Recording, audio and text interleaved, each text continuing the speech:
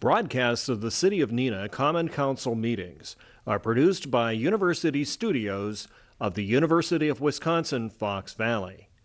Neenah residents can get information about City Council meetings, City Committee meetings, meeting agendas, and other documents via the City website, www.neenahgov.org. Neenah residents can express their opinions about city issues or about these broadcasts by contacting the mayor's office, contacting their city alderman, or by completing the electronic feedback form on the city website, www.neenahgov.org. All public portions of the meetings are recorded in entirety and are not edited for playback.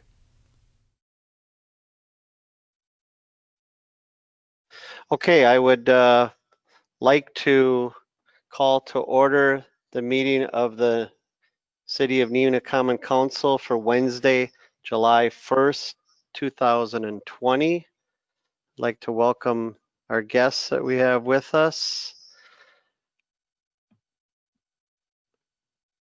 Due to the public health emergency that's caused by the COVID-19 pandemic, this meeting is occurring at a virtual location accessed by a link that's available to the public or on a conference call. So they have access to this meeting, and it's been properly noticed, and we appreciate everyone coming tonight. The first order of business will be the roll call. Stephanie Clerks Cheslack will call the roll call, please. Alderperson Boyette. Here. Lendrum. Here. Steele. Here. Bates. Here. Erickson. Here. Lang. Here. Spellman. Here. Stevenson. Here. Coons. Alderperson Coons. Alderperson Coons. The clerk will close the roll, please. 8 present, 1 absent. Alderman Coons has not answered the roll call as he has done diligently for the last 7 years here in the Neenah City Council. It is with great sadness that I announce that Second Ward Alderman Christopher Coons passed away due to complications from cancer on Sunday, June 28th, around 2:20 p.m. with his wife Ellen, his 2 sisters Michelle and Therese surrounding him as he completed his life ultra marathon. Christopher dedicated over 7 years to the City Council and the citizens of this great city. His service to this community has truly been a blessing for all of us that have known Christopher. His involvement in many organizations, including many years on the Neenah School Board, the Bergstrom Mahler Museum, Future Neenah, and many others were a reflection of his commitment to this community. His thought-provoking questions in committee brought many policy discussion changes for the better. Christopher loved Neenah, and Neenah is a better place due to Christopher's involvement. Christopher made a difference in all of our lives and in many of our residents. We wish to express our sincere condolences to Ellen and his family for their loss and want all to know that we have lost a true statesman that will be sorely missed. Rest in peace, Tuffer. You have done so much for this community. We will take it from here, and we will miss you.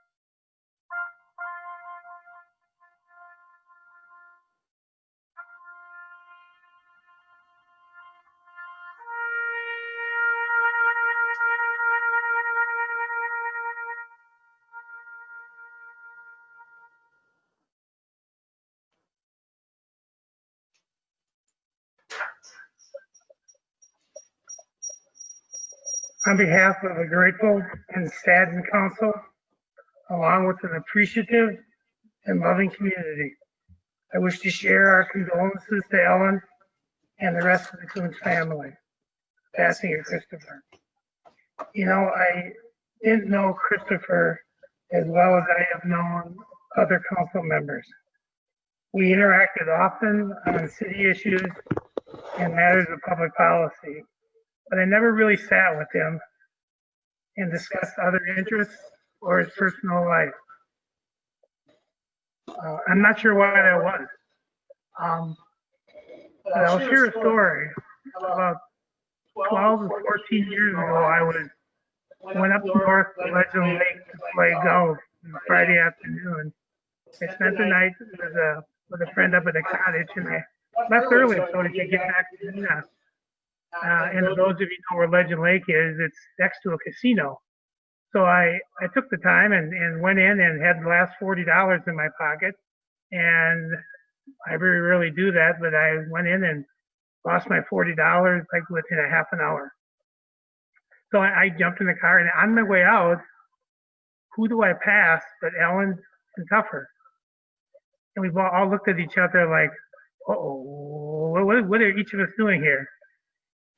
And to this date, and I'm sorry about it, Tuffer and I never talked about that. We never spoke about it, and maybe that's why we never got close. I don't know. But as I look back on Christopher from a public service perspective, the one word that stands out to me is one that Ellen used in her email that she shared with us when Christopher passed. And that word is tenacity. If there was an issue that interested him, like the life expectancy of roads and our utilities and how they interact, or sidewalks and walking trails, Christopher would attack the issue with every ounce of effort he could, and he would question department heads, he would challenge their responses, and he continued in his inquiries until he was either satisfied with their answer or convinced he couldn't solve it. Sitting next to him these many years, we rarely talked. In fact, the only time he initiated any conversations was when, one, he felt he had babbled on longer with an issue than he should have, and then he'll whisper over like, I shouldn't have talked that long. Or two, ask me if I thought it was okay for him to speak up yet a third or fourth time on an issue. And I always said, of course. We have lost the physical presence of a great public servant, and yet he's been enlightened by his dedication, his passion for this city, and his tenacity for the task at hand. Let's continue to learn from him as we do the work of the city. Ellen, on behalf of that grateful council and that loving community, thank you for sharing with us.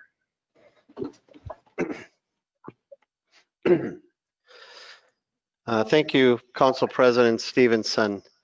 At this time, I would invite anyone else who would like to say something about Christopher or share a story. At this time, we would do that if anyone would like to. I know there's been a couple people who've contacted me. Former Alderman Hillstrom, would you like to say something? Yes, Mayor, I would. Thank you for this opportunity. As you know, for over 14 months, I had the privilege of being able to get closer to Alderman Christopher Tuffer, to his family and friends, and his caring wife, Ellen. They trusted me to come into their home, to listen to their challenges and fears, with the hope that I might have some insight and or knowledge of what they could do to make this coming cancer battle easier for them. They trusted me to be the liaison between them and you, sharing updates which showed what a roller coaster ride this was for them. As happens way too often with cancer, good news can be followed by setbacks, but they trusted in their doctors and medical staff to help them make the right choices. They fought this battle together and did everything the right way, trying every option available to them to win this fight. I admired the openness they showed about this journey, and even when they knew they could no longer win, Christopher never gave up and continued with both his city obligations and an increased passion to finish 4 books in those last weeks. I was over at their home talking to Christopher on Memorial Day weekend, just 5 weeks ago. And even though he was now in hospice, he said he felt fine and was still going out for walks with Ellen each day and often bike rides. He had just finished his 2nd novel, his 3rd book, and told me he was working on a 4th. Many would have given up at this point, but Christopher only worked harder to leave for everybody, and especially Ellen, something that would live on in his writings. I said to him that when I write, I am never happy with it, and I write it over and over, and I am never finished with it until I have a deadline. And he looked at me and said, I have a deadline. Christopher cared so much about our great city and the work he did on both the council and committee. So much, in fact, that some of his last words were about that work. Words that would leave you smile, and I'll let Ellen share those with you sometime. The city of Neenah was blessed that Christopher and Ellen chose Neenah, Wisconsin as the place they wanted to make their home after researching cities all over the USA. His willingness to do his very best for our city until his last days showed who Christopher Coons was and will always be remembered as. He took great pride in his work, and I'm sure Ellen and family members are so proud of what he accomplished. The prediction for new cancer cases diagnosed in the United States this year is over 1.8 million, with over 600,000 people dying. We were shown by Christopher and Ellen how to fight together as hard as any couple possibly could, using the many difficult times to further their love for each other and creating memories that will all live on forever. Thank you. Thank you, Alderman Hillstrom. Anyone else like to share anything tonight?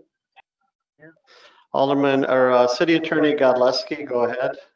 Thank you, Mayor. I have had a dream of some point my own experience of writing a book of experiences of my years in municipal law. And when I heard that Christopher was an author, I wanted to pick his brains and see what it was like to write a book. He opened himself up to me in ways that I wouldn't have expected in terms of the process of doing that and what it took to write a book and resources that I could use to utilize when I finally do sit down and do that. He was very open. I've always found him to be one of the most engaging aldermen I've had the pleasure of working with. The words of honor to him in terms of his dedication to Neenah is a testament to that. And I just wanted to pass on to Ellen that I just really appreciated the effort that he gave even in the latter days of his life to someone who's very much a novice in terms of writing, but I take inspiration from his example. So thank you. Thank you, Attorney Gillespie, for sharing that. Anyone else? Ellen, go ahead. You got to unmute yourself, Ellen. There you go. Okay, thanks. Thank you, Council. I would like to express my gratitude on behalf of Tougher for everyone's support, kindness, encouragement, and positive energy since his colon cancer diagnosis 14 months ago. The tumor discovery during his first colonoscopy stunned both of us, but in true project manager form, Tougher pushed the medical community to quickly assess the spread, questioning the doctors about the treatment plan, which he endured with quiet grace. He ran and walked and biked through all phases of his treatment, embracing the fitness lifestyle we'd chosen in 2003 after the early deaths of his own parents. Tougher exemplified tenacity, resilience, perseverance, determination. But he also accepted the path he was walking and appreciated the fact that each day he was, indeed, still alive. He made the best of a grim prognosis and accomplished all of his publishing goals in remarkable time. Ironically, he got to hold and look at all of his books except the last one, titled Letting Go. The hard copy arrived the day after he died. I will have to let go of this fact. Thank you for your infinite kindnesses. Tougher was nourished by all of them, and he delighted in serving his community. As you know, he felt the best way to understand our complicated world was to discuss, debate, and question. But he always tried to make the decisions that were the best for the most people in this community. Tuffer would remind us to embrace and enjoy each moment we exist, to view situations from a positive perspective if you can find it. This morning, he would have said to me, enjoy today. It is the only July 1st, 2020 you are ever going to get. Thank you. Thank you very much. Anyone else have anything they'd like to share? All right, seeing none, I would also like to make the announcement that the city of Neenah had a proclamation that we made today, and that the flag of the United States, the flag of the city of Neenah, be flown at half-staff as a mark of respect for Alderman Christopher Coons of the Neenah City Council. Whereas on June 28th, 2020, Christopher Tuffer Coons, a member of the Neenah City Council, passed away. And whereas Alderman Christopher Coons was a member of the Neenah City Council since 2013, whereas Alderman Christopher Coons dedicated a large part of his life to serving the citizens of Neenah and Wisconsin, and whereas Alderman Christopher Coons leaves behind an illustrious legacy of service to his community, and the people of Neenah mourn his passing. Now therefore, I, Dean R. Coffert, Mayor of the City of Neenah, along with Council President Todd Stevenson, do hereby order that the flags of the United States, the flags of the City of Neenah, shall be flown at half-staff at City Hall beginning on Wednesday, July 1st, the date of the subsequent council meeting, and ending at the conclusion of business on Friday, July 3rd. Signed, this date, first day of July 2020, Dean R. Coffert, Mayor, Todd Stevenson, City Council President. We will get those flags to you at a later date, Ellen. I'm sure the City of Neenah one will be special. And we have a display today of flowers and Christopher's book, the book that we all enjoyed. We all have copies and are reading the book Doing Time. And so it's a nice presence to have him here in one small way tonight. So thank you very much for joining us, and his family and friends. We appreciate it. So thank you all. All right, we will move on to introduction and confirmation of mayor's appointments. There are none.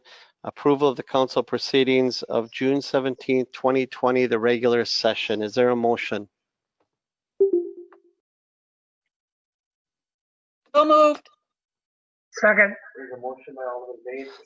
There's a motion by Alderman Bates, seconded by Alderman Stevenson, to approve the council proceedings of June 17th.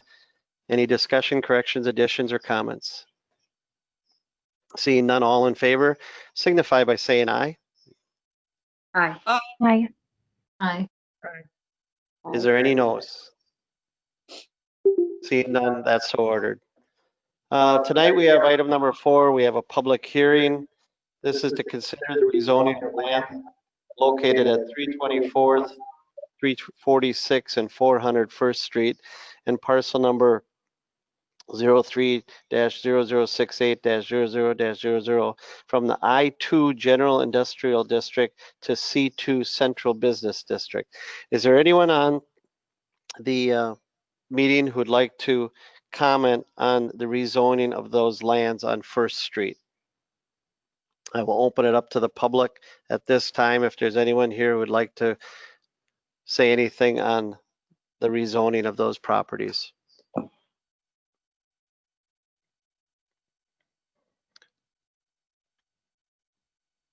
Last chance, anyone for the public hearing? I know there's a couple people that I don't recognize that are on mute, so if you do wish to speak, be sure to unmute yourself. Seeing no one, I will close the public hearing, and we will move on to item number 5, which is the Plan Commission report pertaining to the public hearing. This is the meeting of June 23rd, 2020. Alderperson Lang. Thank you, Mayor. Just one item, the commission recommends council approve ordinance number 2020-10, rezoning 324, 346, and 400 First Street, and parcel number 03-0068-00-00 to the C2 Central Business District, and I would so move. There's a motion by Alderman Lang. Is there a second? Second. Alderman Bates seconds that. Discussion on this item. Questions or discussion? Seeing none. All in favor will vote aye. All opposed will vote no as your name is called by Clerk Cheslock. Alderperson Lindrum, Aye. Steele, Aye. Bates, Aye. Erickson, Aye. Lang, Aye. Spellman, Aye. Stevenson, Aye. and Boyette. Aye. Motion carries 8-0. That motion passes 8-0. Thank you. Thank you for your report, Alderman Lang. We'll move on to item number 6, which is the public forum. This public forum is an opportunity for anyone from the community to speak to the council on any topic that they would like. All we ask is that you give your name and your address for the record, and you're able to speak to us on any topic. I would now open the public forum. Is there anyone here who would like to speak to the council during the public forum section of the council meeting?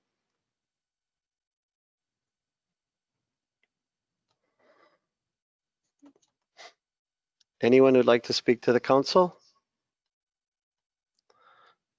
Seeing none, I will close the public forum. We'll move on to item number 8, which is the consent agenda. Is there a motion on the consent agenda? Move to approve the consent agenda. There's a motion by Alderman Lang. Is there a second? Second. Alderman Erickson seconds it. Is there any discussion? If not, is there any objection to unanimous consent of approving the consent agenda tonight? Any objection? Seeing no objection, that's so ordered. Item number 9 is the report of standing committees. The regular Public Services and Safety Committee meeting of June 23rd, 2020. Chairman Bates. Thank you, Mayor. Reporting out from the June 23rd meeting of the Public Service and Safety Committee meeting. The minutes can be found on the city website. Committee recommends council accept Kimberly Clark Corporation donation of 350 Bird Avenue for the development of a dog park and assign authority for the property to the Neenah Park and Recreation Commission. And this will be acted on after a report from the Plan Commission. And that concludes my report. Thank you very much. Item number B, regular Finance Personnel Committee meeting. Alderperson Chairman Erickson.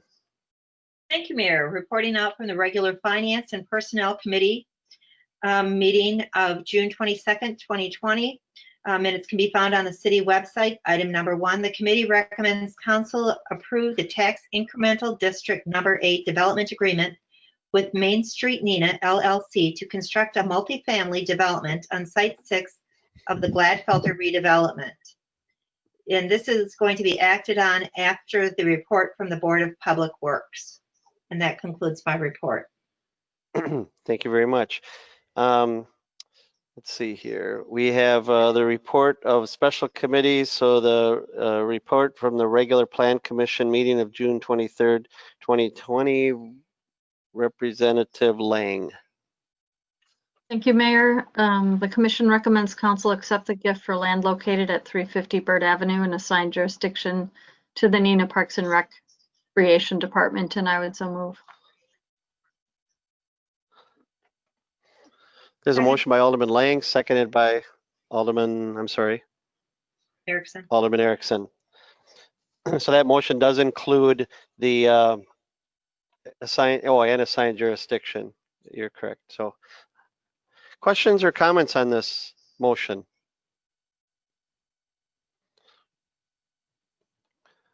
Seeing none. Alderman Bates, go ahead. Thank you, Mayor. At the lower meeting, I requested that we look into the safety of having a dog park next to a garden, which is growing plants in the ground. I've sent a few articles on to the Deputy City Clerk Westbrook, and I am just concerned that until we find someone that says it's a good idea to do, that we kind of postpone this. I know that you have spoken with Kimberly Clark, and you have accepted the idea that if we accept the dog park, we would accept the community garden as well. But I'm just concerned if we find that it's not a smart thing to do. They say there are a few, besides not being a good chemistry to grow plants in, dog feces can provide a lot of bad, I guess, parasites, things like that, and stuff that shouldn't be around a garden. So I was just wondering if the deputy clerk or deputy attorney has been able to find anything that said it's a fine idea. We have been having discussions, Alderman Bates, and Alderman Bates has provided us with some information. I have passed them on to Deputy City Attorney Westbrook, and also have asked Director Kading. We were trying to, with somewhat short notice, trying to get some answers from either University of Wisconsin Extension or the Winnebago County Health Department. Attorney Westbrook has found examples around the state, at least one or two other places that they do have these right next to each other, but I'll defer to those two to see, have we found out any further information at this point? Deputy City Attorney Westbrook. Yeah, so I spoke with Ann from the Winnebago County Health Department, and she indicated that there was no issues that she could think of or that she's ever seen with a dog park being next to a community garden. Specifically, she had mentioned how there were a couple things that would stop that. One, that dog parks are normally fenced in and double fenced in, so the chances of a dog getting out into a garden is highly unlikely that a dog would even get into it to defecate within the garden. So that was the first thing. And the second thing being that dog parks are actually normally more clean than people's like yards, because typically they find that dog owners pick up the dog poop when they're in a dog park.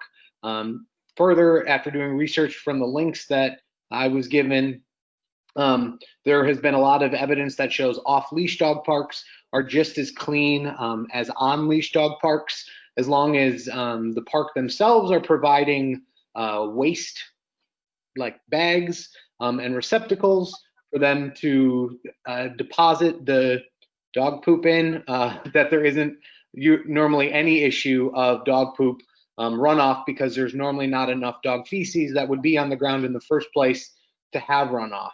Additionally, in just my research, I found 3 or 4 communities that have this exact setup where a dog park and a community garden are one plot of land, and there have been no issues reported there. So there was nothing that I could find that indicated any dangers of having a dog park next to a community garden. A lot of things that said dog feces aren't good fertilizer, and I think that's agreed upon, but that's what I found. Thank you for that information. Director Kading, you have anything you'd like to add? Yeah, coming. I'm coming. There you go. Oh, there it is.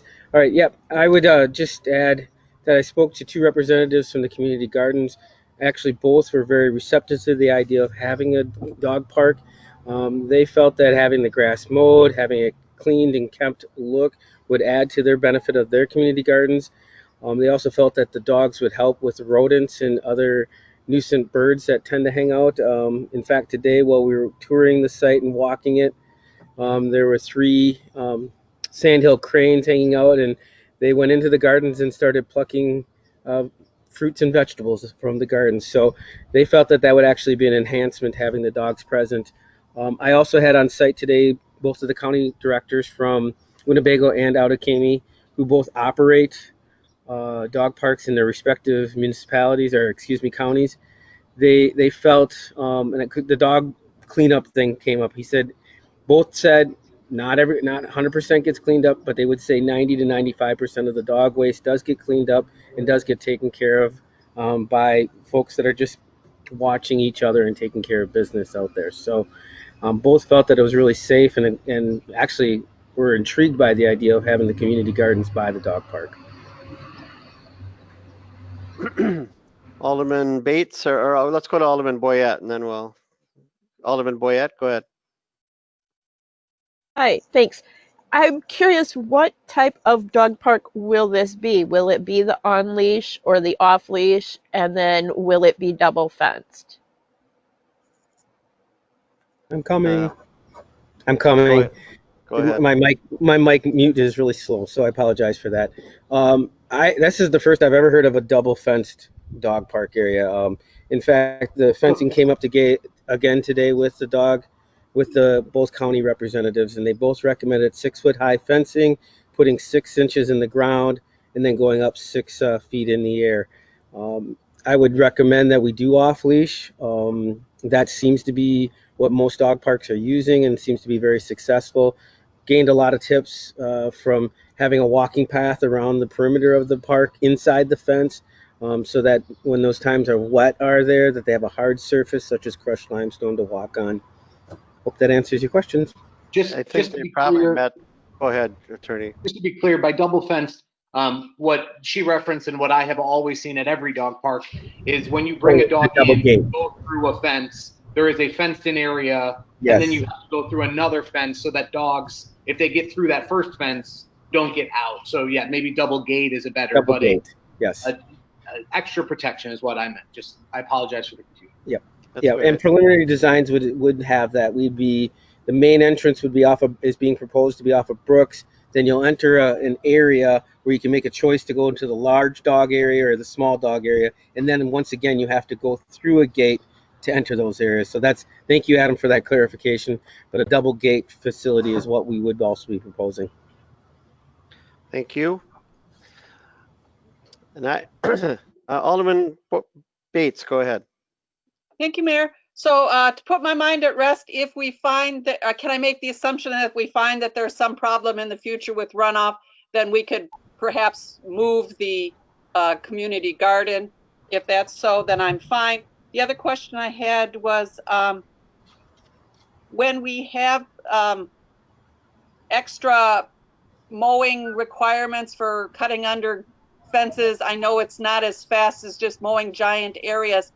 Is this something that we're going to see that the Parks Department is going to be needing perhaps another person? And last but not least, what are the hours that we propose this to going to be open?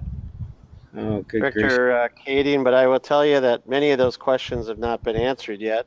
But I think we'll work on them. I have been a big proponent of and I've told Mike this, and Friends of a Neenah Dog Park. I think we need to start a friends group to help with some of those tasks of possibly fundraising, surveillance, or upkeep of the facilities, those types of things. But when this has been the number 1 or 2 or 3 item on all the surveys over the last, since I've been mayor at least, with regards to Park and Rec on people's wish lists. So I think there's going to be a strong support for this. And I've already had a couple people contact me saying, Mayor, we would like to be on a committee for the Friends of Neenah Dog Park. So hopefully we'll be able to launch something like that. Michael, you have something to add? Yeah, I would just say that we are going to look to our friends in the counties. Those guys have been operating those dog parks for several years now. They have a lot of experience and expertise. We talked to a lot of issues today. We didn't talk about hours, but I would anticipate we would tag on to the same hours that they're operating.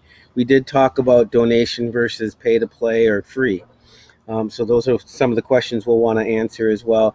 We talked a little bit about security lighting. So there's a whole host of things, and Brad and Chris were able to send Isabel from the community development intern position. She came along and was taking notes today and is putting together a whole host of thoughts and ideals as we're moving forward. So a lot of those questions will get answered in the next couple months. Hopefully all the documentation gets signed, sealed, and delivered here in the month, and then we can actually really start putting the work together. Any other questions or comments? Seeing none, there's a motion and a second on the floor. All in favor of the motion to accept the gift of land located at 350 Bird Avenue and assigned jurisdiction in Neenah Park and Recreation Department, signify by saying aye as Clerk Cheslock calls your name on the roll. All right. Alderperson Steele, Aye. Bates, Aye. Erickson, Aye. Lang, Aye. Spellman, Aye. Stevenson, Aye. Boyette, Aye. and Lundrum. Aye. Motion carries 8-0. That motion passes. And I'd just like to take a moment here to thank publicly Kimberly Clark for their very generous donation. You know, when I first called them and broached this with them, I really didn't know what to expect, but they were very acceptive, very open. They were excited about the idea. We've subsequently talked to them. They said their own employee base that lives in the city of Neenah was very supportive when they heard this. And so I'd just like to say thank you to Kimberly Clark for this very generous donation to the city, and thanks to the council for doing this. This has been something that I've had on my radar since I got here as mayor, and I think we're going to be able to get her done, and we're going to do it right like we always do all our projects, and hopefully all the questions will be answered to everyone's satisfaction, and we'll have something that we can be proud of for the people that enjoy going to dog parks. So then we will move on to the item number C, the Board of Public Works meeting of June 19, 2020. Vice Chairman Bates. Thank you, Mayor. Reporting out from the June 19th meeting where the minutes can be found on the city website. I have one information only item. The board approved change order number 2 for contract 7-19 for Breezewood Lane and Harness Farm sanitary sewer to Dormer. That doesn't look right. Inc. Luxembourg in the amount of $66,035. Reporting out from the June 23rd, 2020 meeting as an information only item. The board approved pay estimate number 1 for contract 10-20 concrete pavement and sidewalk repair to Summers Construction Incorporated in the amount of $116,879.25. The board approved pay estimate number 2 for contract 3-20 hot mix asphalt street construction on Van Street, Monroe Street, Gillingham Road, Calvary Lane, Shooting Star Drive, and Armstrong Street to Summers Construction Incorporated in the amount of $175,207.17. And I imagine that's not Calvary, but Cavalry. Council action item, the board recommends council approve the tax incremental district number 8 development agreement with Main Street Neenah LLC to construct a multi-family development on Site 6 of the Gladfelter redevelopment, and I would so move. I'll second. Alderman Bates moves, seconded by Alderman Lendrum. Discussion or questions?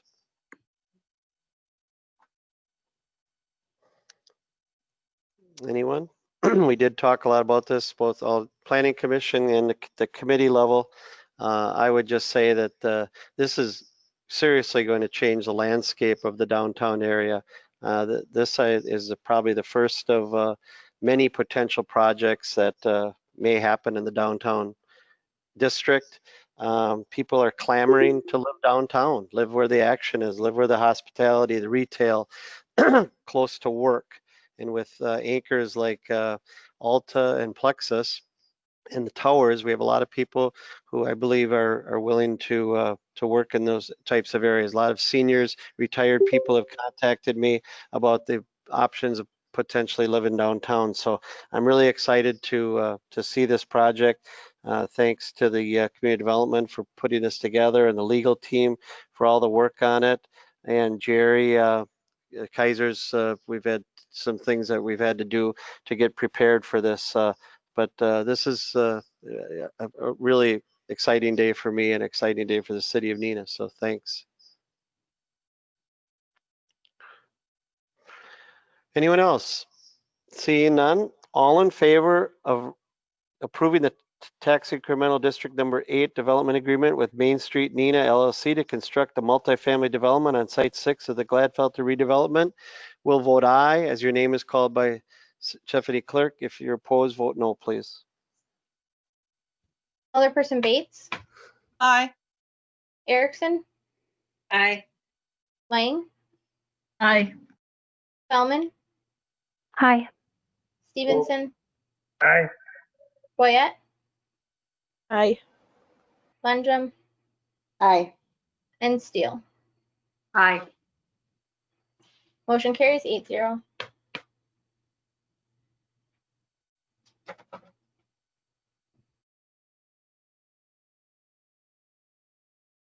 And that concludes my report.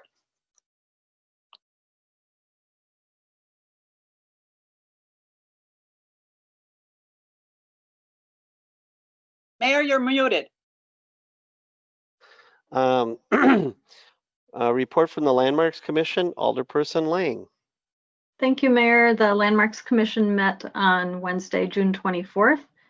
A building permit for 1010 East Forest Avenue was reviewed and approved. The owners are planning to reconstruct the original twin gabled dormer and restore the front porch to its original condition per the architectural plans of the architect of that home, William Waters, who was quite a famous local architect.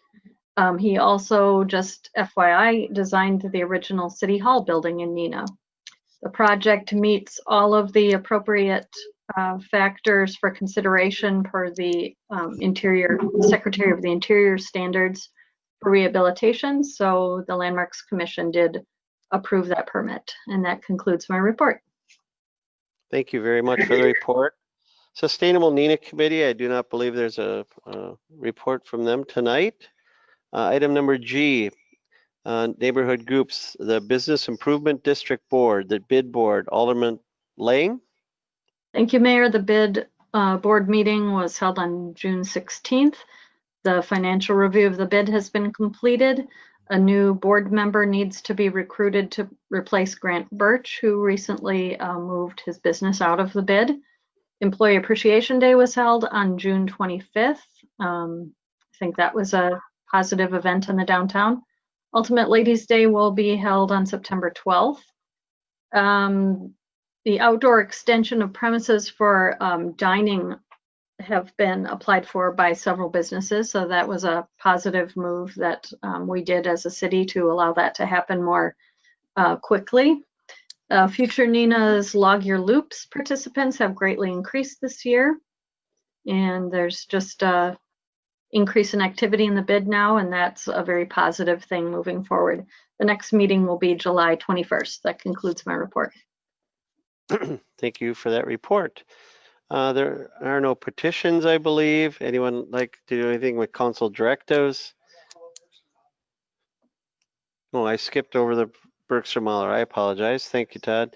A report from the Bergstrom Mahler Museum, Alderperson Spellman. Thank you, Mayor.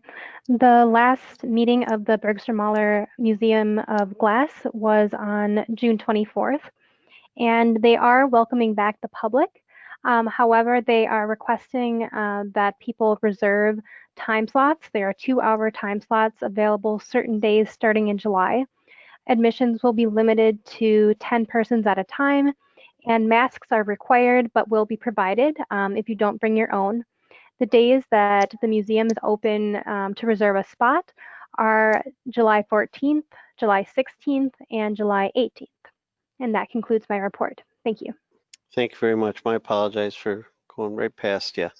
There are no petitions, any council directives, any unfinished business from anyone? Unfinished business? Under new business,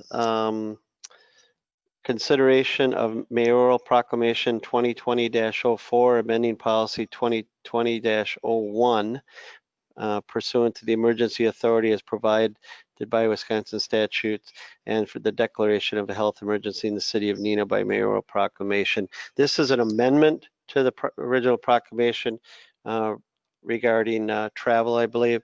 I believe Lindsay is Lindsay on here?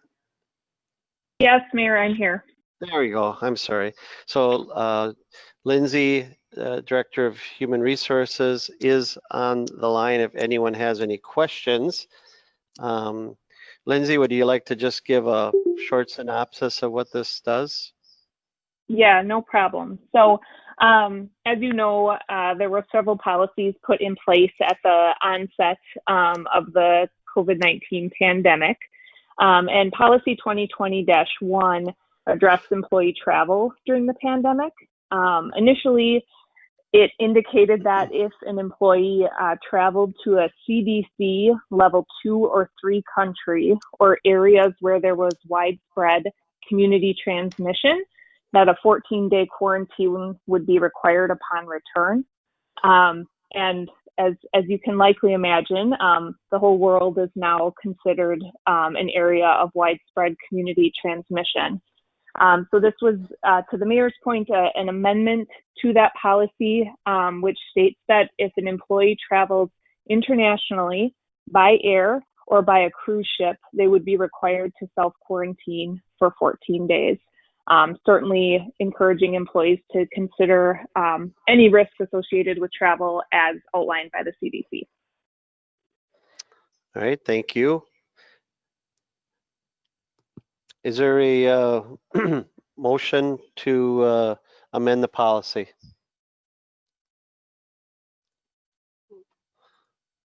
I'll move to amend it. Second. Alderman Stevenson moves to amend policy 2020-01. Is there a second? Second. Alderman Lenham seconds it.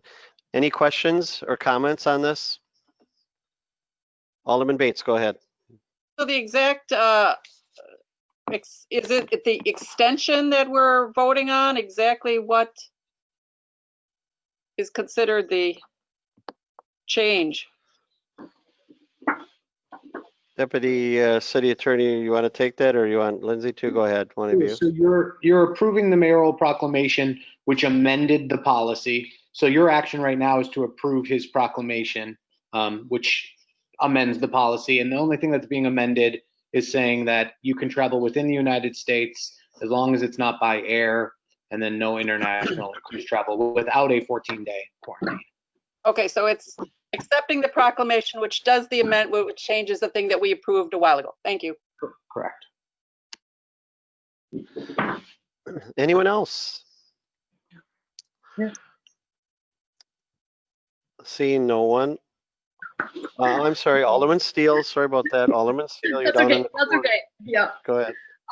So I guess my only question is, realistically, what's different about getting on an airplane and flying someplace as opposed to going out to a bar in Oshkosh?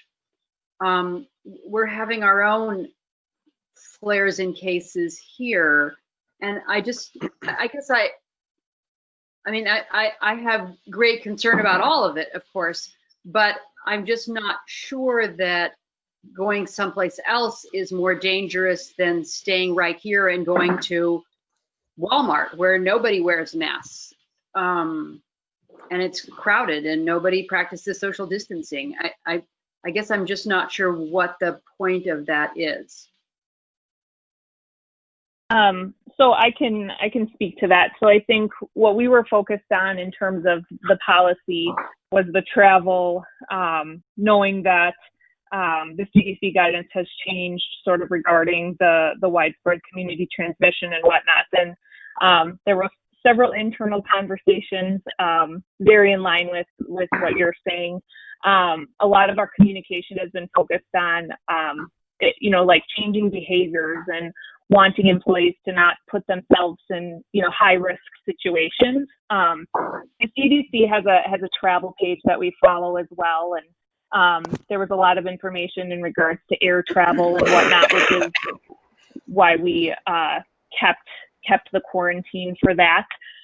Additionally, we are talking with employees about if you maybe are in the state of Wisconsin, but you have a high, risk situation. So, you're camping and you get stuck in a cabin with a bunch of people because there's a weather situation going on or something, that people would feel obligated to tell us that, so that if a quarantine was necessary, we could do that.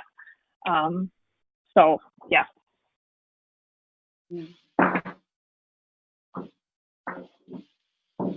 Other comments or questions? As I understand it, we are going to be continuing to monitor this policy as time changes and as conditions change. I have the ability to amend these policy guidelines at any time, and we would then bring them back to you for ratification, is how I understand it. Is that not correct, Lindsay and City Attorney? That's correct. Yep. You can. That's correct. So when we met on this and talked about this, some of those questions came up, I think, as Alderman Steele brought up. What's the difference between this? What's the difference between that? All these things. I think Lindsay and Adam and the people that I used for the help me make the decision we're using best practices. We're using the guidelines from the CDC at this time. And I said I was willing to do that, but we may need to, monitor some of these guidelines, at a very, later time at some point. Could be quickly, could take a while, but we're continuing to do that. And they both, we all walked out of the room saying that that's what we're going to do, is to continue to monitor this situation.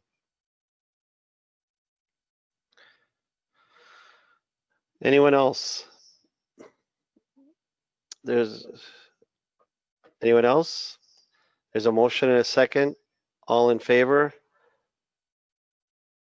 Could this be a voice vote, Jim? All in favor signify by saying aye. Aye. Aye. Are there any opposed to this? Any opposed? Hearing none, that's so ordered. That has brought us to item number B. Any announcements or questions that may legally come before the council? Any announcements, Alderman Bain? Thank you, Mayor. I know you'd mentioned about when we would come back together, kind of dovetailing on this previous issue, but I kind of know that some of the aldermen like being home, some of them like being together. What is the idea for the next council meeting for location? Because we're continuing to monitor what's going on. People have expressed both ways to me.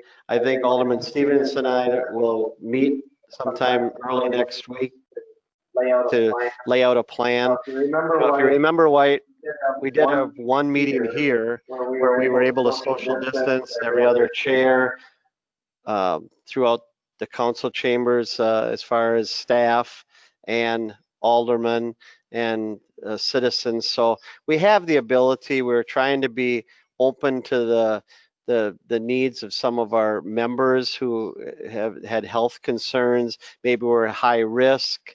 We had 3 or 4 members that had expressed to me that, they were caring for an older adult. They were high risk because of health issues themselves, those types of things. So we're trying to be open to that. I have seen and monitoring, City of Oshkosh now meets in person. There has been more and more communities that are starting to meet in person. So I think Todd and I'll talk about it. If any of you have strong opinions, feel free to get a hold of either Todd or I. And we talked about July 15th. We also have the ability to require masks for the meeting or highly recommend masks for the meeting. I know I've watched Oshkosh and that's what they do. And then I watched another community who is doing that too. So I think Todd and I will get together and talk about this and we'll make a decision shortly. And our next meeting would be the CIP discussion, and that is going to be how? It's another one of those we haven't made a decision on. Mike and I had talked, and we both believe that it might be easier to do in person. And with that, just having the alderman here and the staff members could come in, you know, we'd have a less crowd is what I'm saying. So the possibility exists of doing that in the council chambers. We've had numerous meetings with department heads, staff, where we've had, you know, that number of people in here in this building, and we all social distance by well more than the 6 feet that's called for, and it seems to work out pretty good. So what is the current recommendation for the number of people that can gather in a group? Lindsay, do you have that, or Adam or Jim?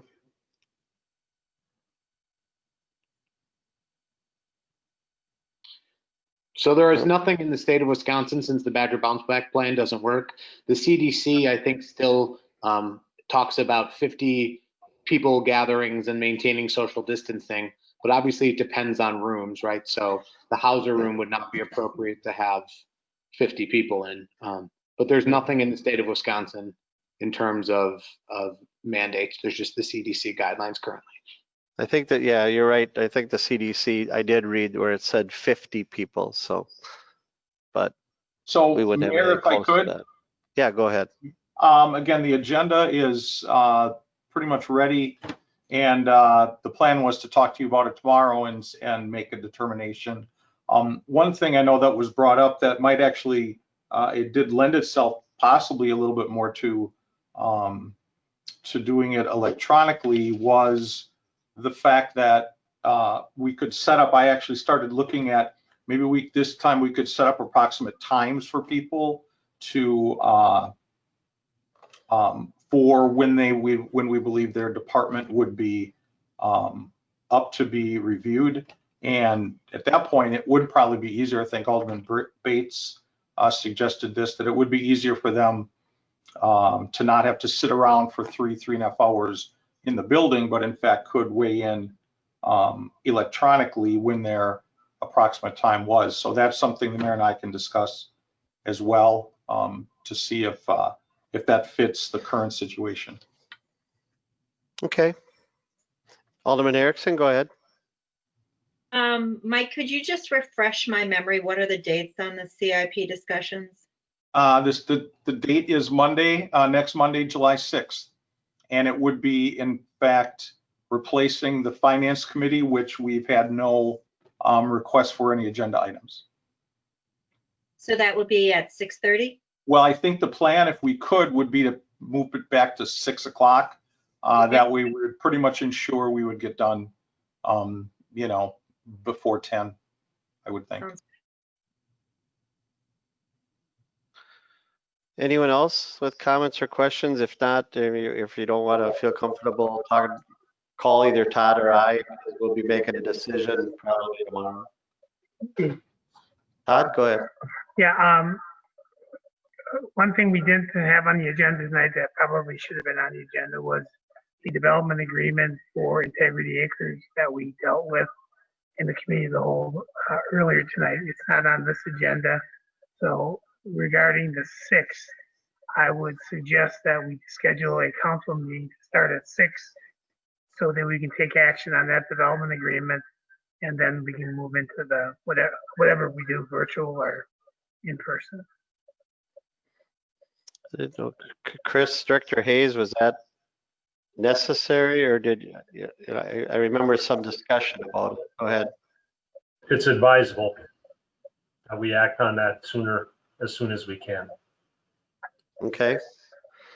Then Jim and Adam will probably, Stephanie will take care of that tomorrow, okay? All right, thanks, Todd. Mm-hmm. Anyone else have anything for the good of the order? I just have a couple quick things. I know you must have all got a memo, I believe Chris Hayes sent out regarding Bazaar After Dark. So Bazaar After Dark has been pushed back to July of 2021. With regards to the 4th of July, I think the community is starting to get a buzz by it because there's a lot of people talking about it. They're excited about the opportunity of having fireworks. I believe many of them are planning on staying at their house and hopefully going to be able to view the fireworks. I want to remind people that they're starting at 8:30. There will be some test projectiles sent up every 15 minutes so that they can see if they can see them from their property or not. And if they can't, then they might have to walk down to the neighborhood park or an open field or something like that so that they can see them if they have a lot of canopy trees. But the goal is to bring the fireworks to people so that because they can't go to the park and see that. We are going to enforce strictly no one in the park, Arrowhead Park. Clearly the places around it are okay to be at. We're just asking people to social distance. We're the Main Street overpass. We're not going to, traffic is going to remain open, but pedestrians, I think we're going to limit pedestrians on that bridge. The city of Menasha and the village of Fox Crossing have made some decisions regarding our fireworks about whether or not people can be in Fritzie Park, Shepherd Park by the sewage plant, and the Trestle Trail itself. I don't believe they're going to allow people to stand and watch on the Trestle Trail. Our portion of the Trestle Trail will be closed 30 minutes prior to the fireworks along the lakefront. We do have snow fencing coming in, so people will still be able to traverse the Loop the Lake bridge over the river and then go through the gates to get to Gateway Plaza in downtown Neenah. It's well out of the spill zone for the fireworks, and you know, the average Chief Green, our fire chief, has told us that we are more than enough safety zone by doing that. So we're going to do that. So, and then lastly, I just want to commend the police department for their hard work and effort in with regards to the shooting that happened in our community. None of us want to see any of these types of activities happen within our community, but there are people, bad people out there who make bad decisions, and the police department did a good job of identifying the suspect, and now we're hopefully going to track him down. We don't believe he's no longer within our jurisdiction, but there are a lot of good police work went into finding out who he was, name of the suspect, and thing like that. So thank you to the police department for the work they did. The first concert by Future Neenah is being held as we speak out at Neenah High School. And I think the first couple are going to be out there at Neenah High School.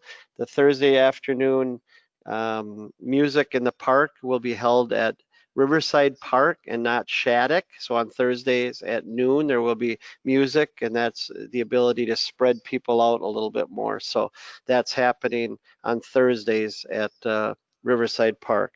I want to thank Ellen and their family for joining us tonight. And I want to thank all of you for giving us the opportunity to remember one of our colleagues and friends. And soon we'll be talking about how we're going to go on from here with regards to the filling of that position and what we're going to do. So there'll be some discussions with the council president and staff and then the council will get involved on that decision, but there's no hurry. So with that, anyone else have any other comments or questions? I move to adjourn. Second. There's a motion to adjourn. And there's a second by Alderman Boyette. I think it's appropriate that tonight, for the record, we adjourn in honor of our colleague and friend, Christopher Coons. All in favor of adjourning, signify by saying aye. Aye. Any opposed? That's so ordered. Thank you all very much for coming. Jane, you can get back to your vacation now. Thank you. Broadcasts of the City of Neenah Common Council meetings are produced by University Studios of the University of Wisconsin, Fox Valley. Neenah residents can get information about City Council meetings, City Committee meetings, meeting agendas, and other documents via the city website, www.neenahgov.org. Neenah residents can express their opinions about city issues or about these broadcasts by contacting the mayor's office, contacting their city alderman, or by completing the electronic feedback form on the city website, www.neenahgov.org. All public portions of the meetings are recorded in entirety and are not edited for playback.